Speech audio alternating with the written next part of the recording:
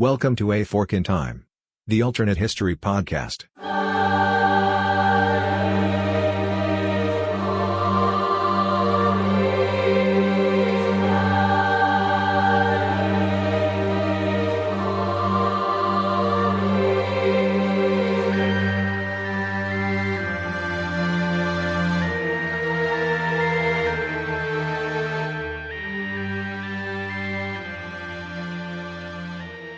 Hello, good people. This is Chris, and joined by Eric Bond with Welcome to A Fork in Time. Eric, would you like to say hello to the good people? No. Okay. Also, cool. hello, good people. I'm so sorry. Yeah, no. I actually threatened him beforehand that he can't actually just go right into that because that is my trademark. You'll be hearing from my attorneys. So. We're here recording another episode in kind of this Rome track we've been on. And Eric, do you want to go ahead and set up what we're thinking about here? What today's fork is? Oh, I would love to. So it is the year 41 AD, January 24th, and, a lot of things drop during January. It's known as like a time when if you have a terrible movie, that's being produced, that typically gets dropped in January. So do Roman emperors, namely the Emperor Caligula, who is assassinated by a cadre of senators, his own guards, and one very annoyed guard named Cassius Crea, who Caligula keeps making fun of for his effeminate voice. Okay. And that's literally what he kept saying was his main motivation. So this actually happens. What is our fork here? So our fork is that following the assassination in the world's greatest game of hide and seek, the members of the conspiracy are able to kill basically the entire Julian Claudian Roman family, which at this point is primarily just the Claudius, the dead emperor's uncle. So in our timeline, anybody who took entirely too much Latin in high school like I did, you watched Claudius, and at this point he is discovered behind a curtain. A curtain. Generally by the assassins. And there's, with a lot of things, he's generally portrayed sometimes as a stutterer, a little slow. There's a little question as to whether this is him actually putting on an act so that he's not seen as a threat by, just so many people around him have these accidents happening, especially throughout his entire life. And he would even say during his own reign that he played up his nervous tics to try and make himself look less threatening. And because he looks less threatening, and what could be less threatening than somebody who is literally hiding behind curtains, in our timeline, the assassins stumble upon him, and I don't know how much first-person research there is behind this, but in Claudius, which we're going to take as truth for this point, the German guard discovers him and in somewhat of a dim-witted moment pronounces him Kaiser, which we all know that's the German for Caesar and all of these things. So in our timeline, that pays off. They do find him, and they kind of, I guess, he did play it up, and it paid off for him, and he does become emperor as kind of these assassins look at him. We don't need to talk about Caligula. He was crazy. Some of these assassins probably carried that out for self-preservation. They thought, there were plenty of unfortunate accidents happening to people at a certain rank, and many of these assassins probably thought they wouldn't be very far behind and that they wouldn't have to worry about this from Claudius. Is that a pretty fair statement? Yeah, that's a pretty fair statement. Claudius pretty much gave a blanket pardon to most of them. he said they went a little too far in murdering the wife and daughter of Caligula, but for the most part, everybody kind of agreed Caligula was crazy. So they install Claudius, and we're going to get to a little bit about the importance of Claudius. Do you have anything else before we kind of go back and start the fork? Well, I think it's just important to say that Claudius was probably like, for 12 years, he was seen as like a relief period. Nobody really thought highly of him, but it was just seen as like, oh, finally, a stable administrator after all this time. But we're going to get more into that and what was kind of the cultural attitudes towards the emperors and the Senate. So let's throw a little bit back to there. Geez, very quickly, for pretending people don't know a whole lot. I'm trying to think about when this would be released, and just very quickly, Caesar was assassinated. Augustus took over. We had the Battle of Actium episode. Augustus kind of established the Pax Romana. When he died, his adopted son took over. That was Tiberius. That was Tiberius who then took over. Tiberius ruled for the most part fairly well, but towards the end relied more on his Praetorian prefect Sejanus, who then is kind of given the blame for the reign of terror of making Rome essentially a police state. Then Sejanus is assassinated, or is officially condemned by the emperor. Caligula is named the official heir. Caligula becomes emperor, and then Caligula... Caligula himself kind of comes in, and there's almost a breath of fresh air period there where... Yeah, for the first year of his reign, it was seen as like, okay, he's gotten rid of like the records of who was enemies of the state. He's released a lot of the political prisoners that Tiberius had under lock and key. And he was genuinely seen as like, okay, he has good lineage. He is the son of Germanicus, this beloved general, brother of Claudius. And he's taken on the name Gaius in the grand tradition of Augustus and, well, Gaius Julius Caesar. So it's seen as like, yeah, it's going to be a real great time. Every day's a party. And basically what happens, he gets very sick. He almost dies. He recovers and is never the same afterwards. We've got horses being appointed as consuls. I almost made a joke about the murder of his wife and daughter being the same person. That was sister and wife, as I remember correct. Yeah, the records are fuzzy of, did he sleep with all of his sisters or just the one closest in age to him? Okay. So that's what's going on right beforehand. Yeah. And here we are. And I will say this, a lot of stuff from Caligula we get pretty much from after the Caligula history. Who would have thunk it? But it's always kind of with that grain of salt of, okay, was he mad or was he making fun of the Senate by saying, like, you're so useless, I would rather appoint my horse a senator?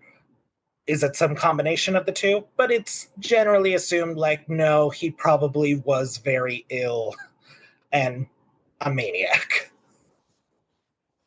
So Claudius comes in, he's appointed, and his honeymoon period lasted 12 years, basically, is what you're... I mean, he got married multiple times during that period, so yeah, it was pretty much a honeymoon. Also, just competent administration. Competent administration.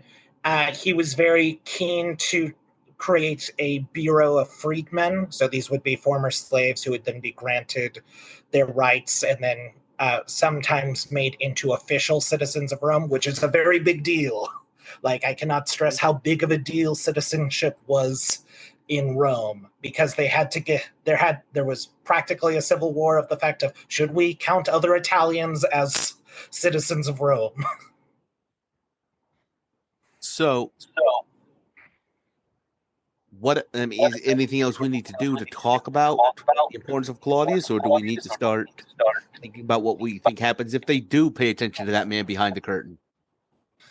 I think this was something you and I were just talking about beforehand of just the thing about Claudius is that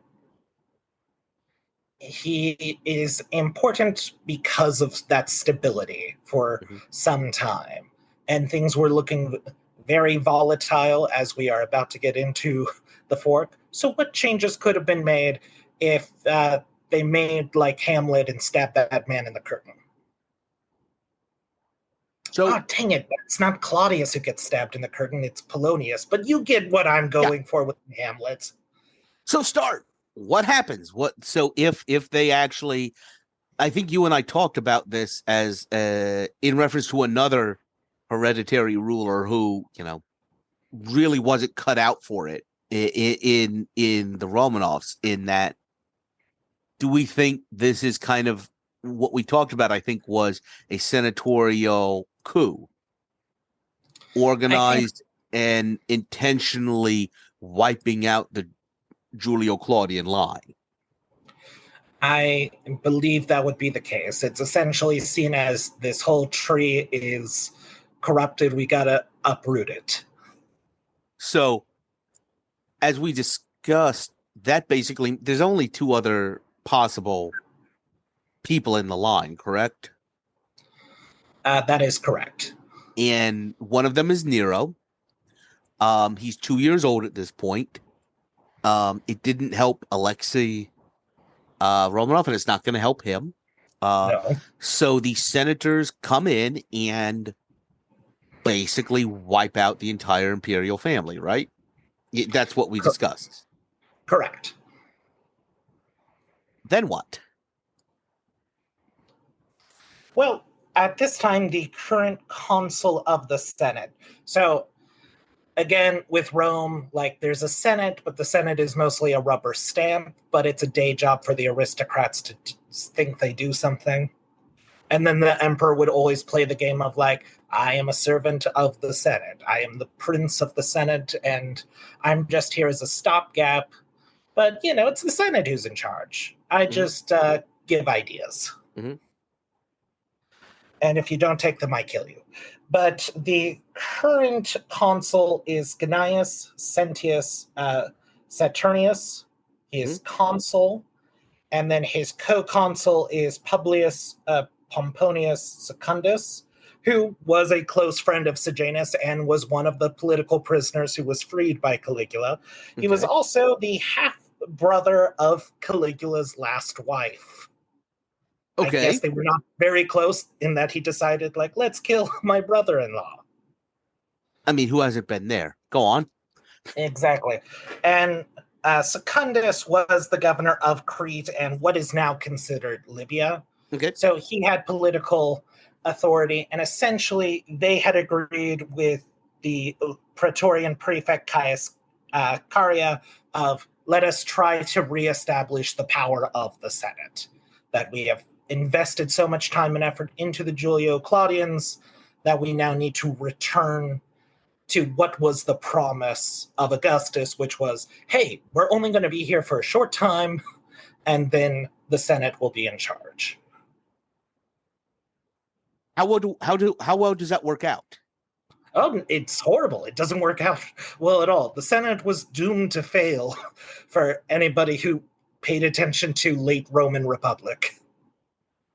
So it fails in that there's infighting? Is that what you're saying? I'm saying they fail because so there's infighting on one hand. There's a case to where any reforms that do try to get passed, like let's for example, the Gracchi brothers, any possible reforms that do try to get passed are inevitably going to be shot down by those entrenched in power. We're probably going to see a lot of infighting amongst the different territories who, if there's no emperor, why are we still a client state of Rome? Mm-hmm. And there's not really a good officer corps at this time because they were all promoted by Caligula. And so sometimes political cronies, not the best choice for general. Sometimes you get both, but So not this time. what happens? What's the outcome of this? Oh, we're definitely seeing. Well, Chris, what we're going to see here from the north of Germany flying in here is the once Emperor Galba coming in with his northern army corps. In our timeline, when Claudius was declared emperor, people did say, "Hey, Galba, why don't you take over?" And Galba said, "No, I'm a good soldier." This is all according to Galba, by the way, who was seen as a stern disciplinarian and not a great time to be around. Galba did become emperor in our timeline, but at a much older age. I believe he was about 70 years old. And when he became emperor, he didn't give a donative grant to his soldiers. This was a whole thing as part of the client system, like you gave people gifts. We would call it a bribe these days, but back then it was just seen as good manners. But So also just to think about this. So you're saying when he became emperor after the death of Nero, right? Correct. How many other people had become emperor without being adopted by the previous emperor? Basically, it sounds like Julius Caesar. Zero. Yeah, Goose Julius egg. Caesar.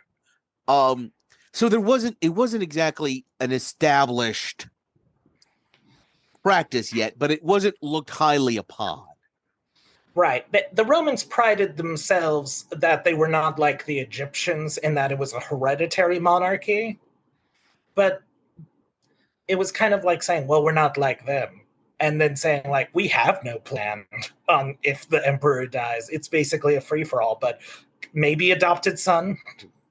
And basically, the end of the Julio Claudians, the onset of Galba is somewhat what starts Rome as almost a military dictatorship, where you talk about people saying Galba should march on Rome.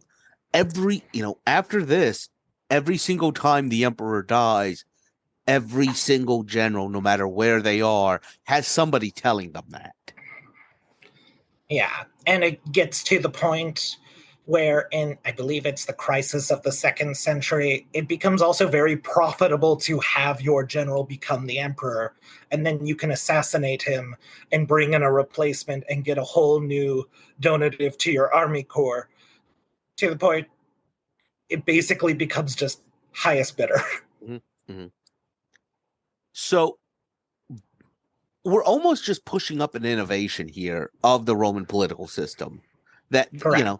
Galba taking over as a younger man is not that big of a difference because he eventually does take over. And when he does take over, it starts this period of general emperors. Yeah, the only thing Galba has going for him is that he's younger, so he's able to establish himself more, and he has probably the best army out of potential rivals, because the Senate doesn't really have a strong army corps that they can call upon.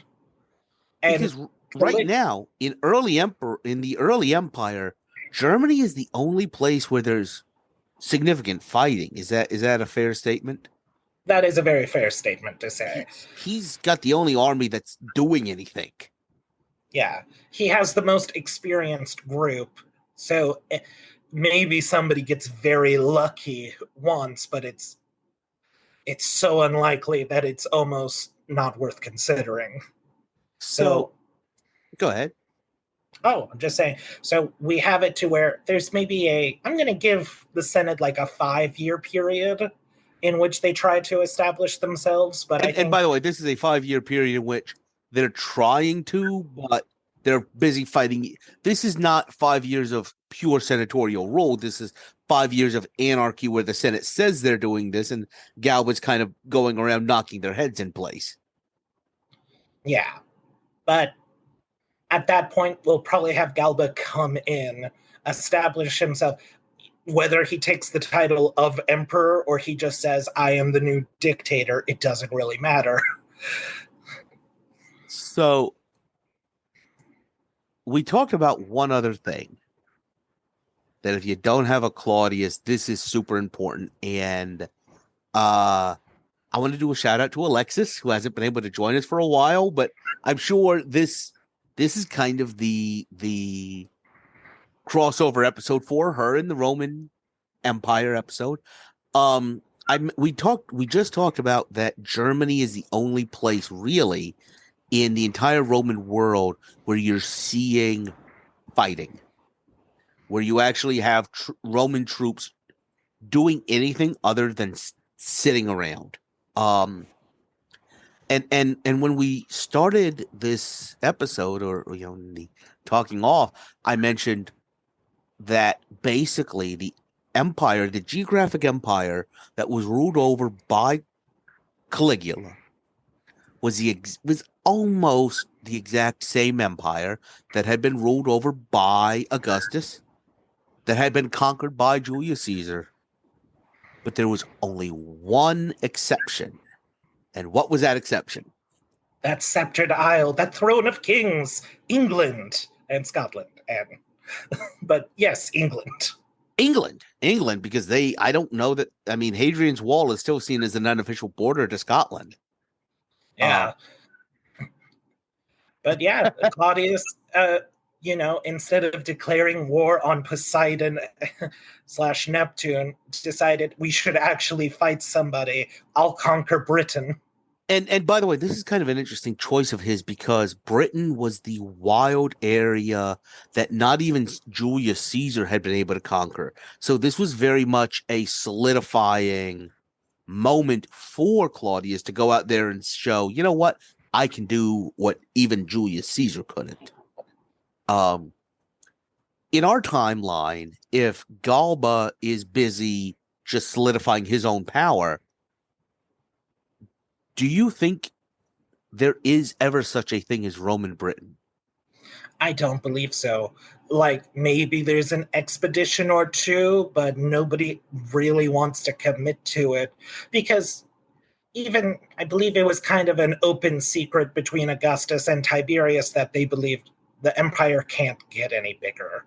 Like, there's nowhere really to expand to that is maintainable, but they always had to keep up the illusion of, like, yes, the military, we are going to conquer the world. I think there was also an aspect of they were already in power. Yeah. The fact that he went out and conquered was very important for Caesar being able to take power. If you have any general actually taking new territory for you, that person is instantly a threat to you. So maybe it's a good idea to not be training your replacements like that. Yeah. So, that's actually what happened in the Incan Empire. Yeah. If you won too many times, it was a sure way to get executed. So what? So Claudius never conquers Britain. Britain is never brought into the Roman fold. Start talking a little bit about what that means. So a Britain without Rome, a Rome without Britain, what can be said?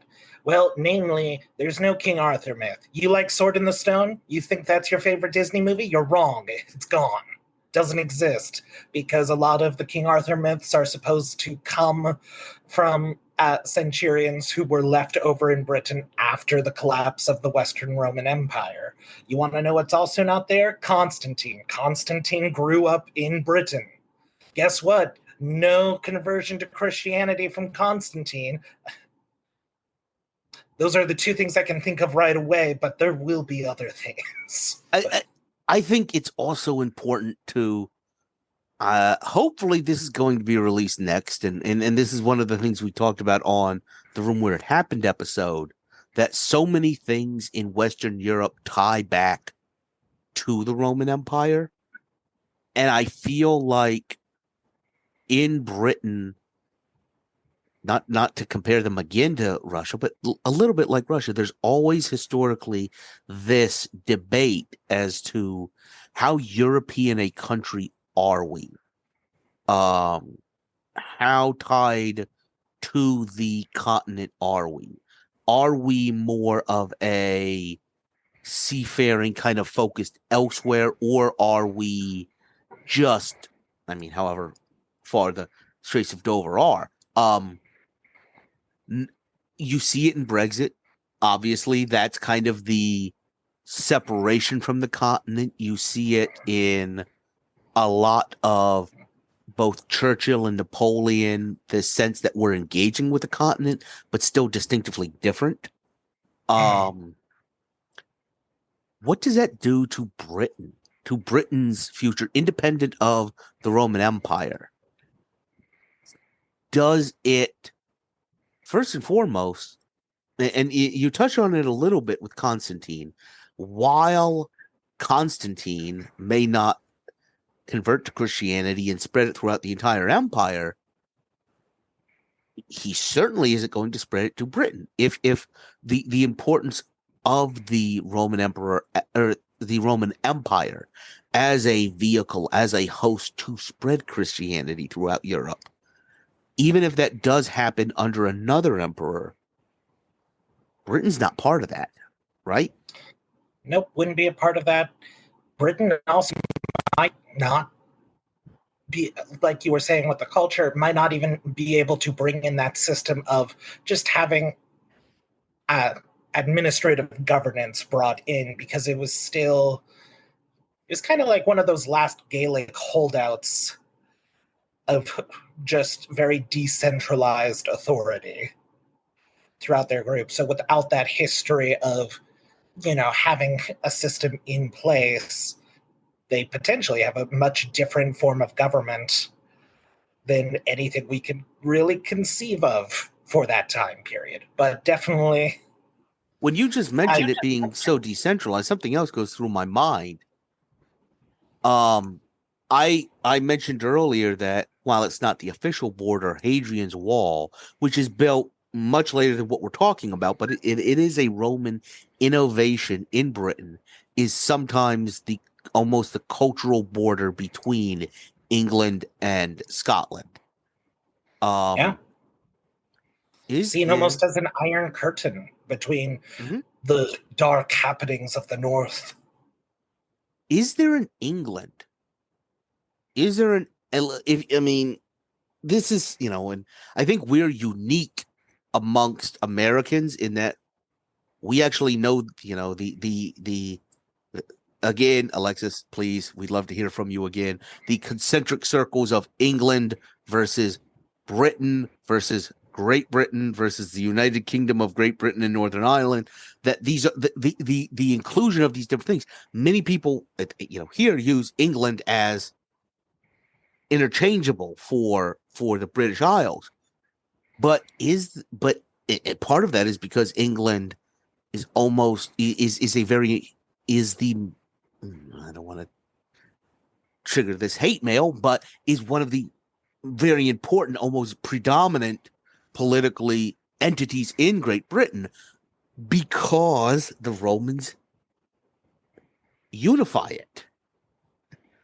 Because the Romans create a single political entity out of this decentralized structure you're talking about, is why there is an entity such as England. And it's also because those same Romans then later hired Western German tribes to come in and serve as mercenaries, that we even have the English language. Yeah. So I think it's pretty important. A stutterer hiding behind a curtain could be why there is an England.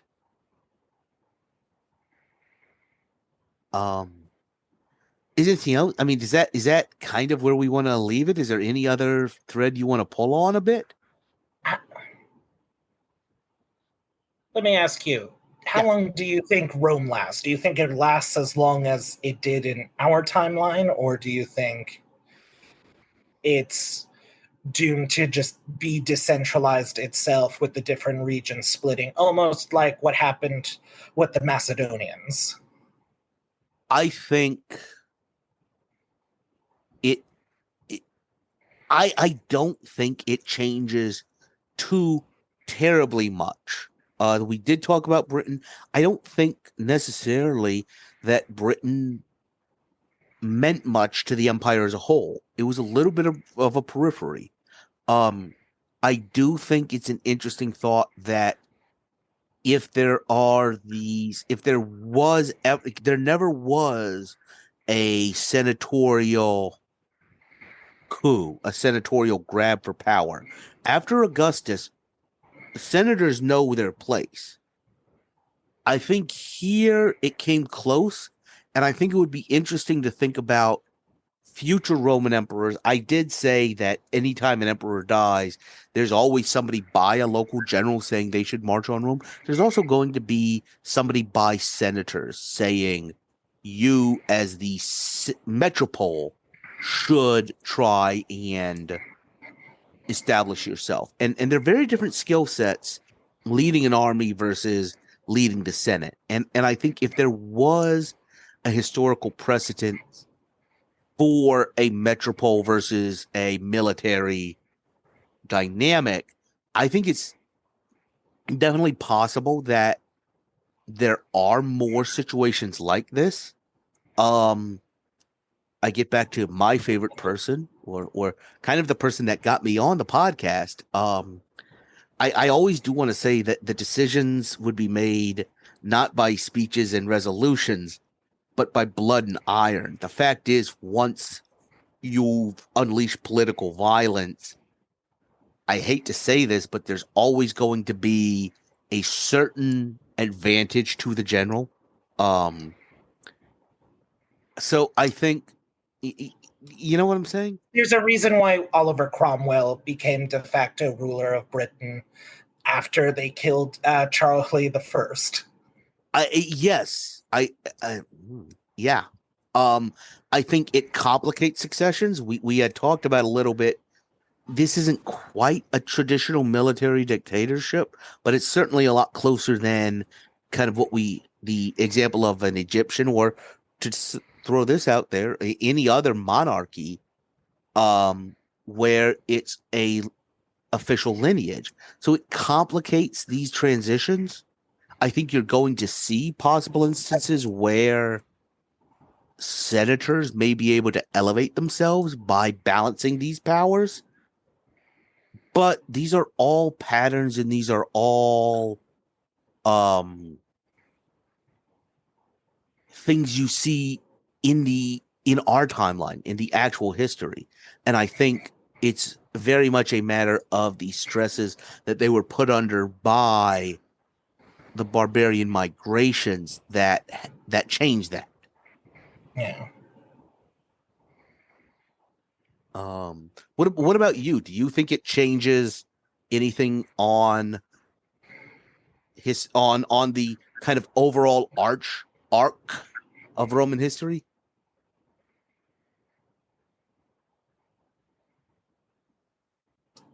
I the only thing I can really think of is what happens on the periphery, really, of the empire, because you and I talked a little bit about the Jewish revolt that was going to happen in 20 years' time.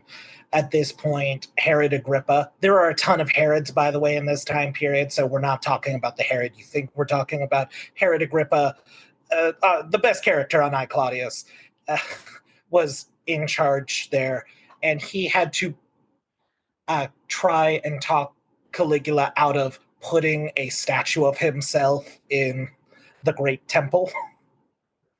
So whether rulers like him, who were given a wide berth because of their friendships with the emperors, would then say, well, now we're free to just break off from that because who was really in control of the armies.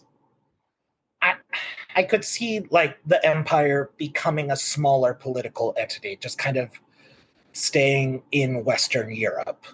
But is this a couple of peripheral provinces breaking off, or is this the kind of the separations we saw under Domitian and Constantine?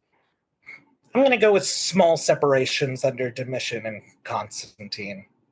So actual divisions of the empire, or individual provinces kind of spinning off?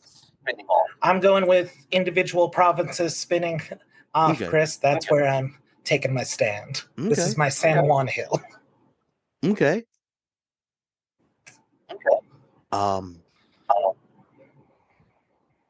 So yeah, anything else you'd like to do with this idea?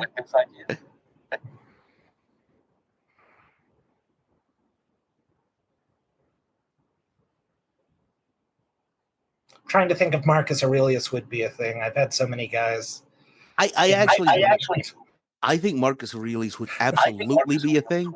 I think he's, I talked about there not being the same skill set between a metropole, a senator, a political philosopher, and a general.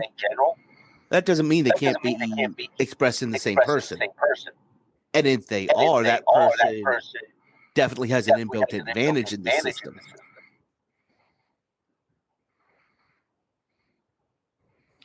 That's very true. And it was still mostly the senatorial classes where future emperors came up. Mm-hmm. I mean, that was part of the system set in by... Who fought Marius again? Cato? Was it Cato and Marius? Sulla. Because Sulla had essentially created a system for the aristocrats to ideally have everybody rise through it like a meritocracy for the aristocracy. It drives me crazy with all of them. But it's just so difficult to say what the ultimate consequences would be. But I just see a small dissolution just because there would always be this power vacuum. That's never going to get any better because it's not a hereditary monarchy. And I feel very strange arguing for hereditary monarchy right now. So... Or it's also going to be, like we talked about, once in people's minds you can break up the empire. You're going to have generals just kind of, not just your Herod Agrippas, you're going to have generals setting themselves up in certain areas. You're going to have, I could easily see the German areas under Roman control. The emperor, Well, especially because there were so many Gauls in that time who were brought into the Senate by Claudius because he had done a lot to expand it to bring them into the power structure. That basically it just kind of feels like a soft reboot to late era Roman Republic where it's just, there's a Senate, but it's the dictator who's calling the shots, but we don't call him a king. The more they change, the more these are saying the same, I'm hearing. Exactly. What I'm saying is Tarquin, my Grand Moff Tarquin might just be Grand Moff Caligula if we want to switch it up a bit. Okay. I think we did hit some interesting points, though, especially the England thing. But if you don't have anything else, let's go ahead and close it the way we normally do and suggest to listeners, if they were to come to a fork in the road, what should they do? Use it to stab Claudius. I mean, take it. Take it. All right, everyone. Yes, use it to stab Claudius. Look forward to seeing you guys on the next podcast.